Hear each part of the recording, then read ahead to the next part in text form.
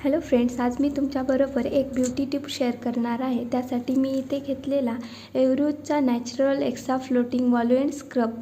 हा स्क्रब जो आहे आपल्या फेसवरची जी स्किन असते त्याला डेड स्किन म्हणतात आणि ह्या स्क्रबमुळे ब्लॅक हेड्स आणि डेड स्किन सेल्स रिमूव्ह होतात आणि मस्त चेहऱ्यावर जे डेड स्किन सेल्स रिमूव्ह झाल्यानंतर एक वेगळी शाईन येतो या स्क्रबमुळे।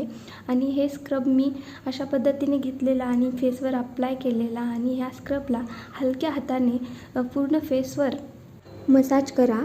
हे पहा, अशा पद्धतीने फेसवर स्क्रबचं मसाज करून घ्या आणि त्यानंतर मी 2 काकडीचे काप घेऊन माझ्या आईजवर ठेवून देते।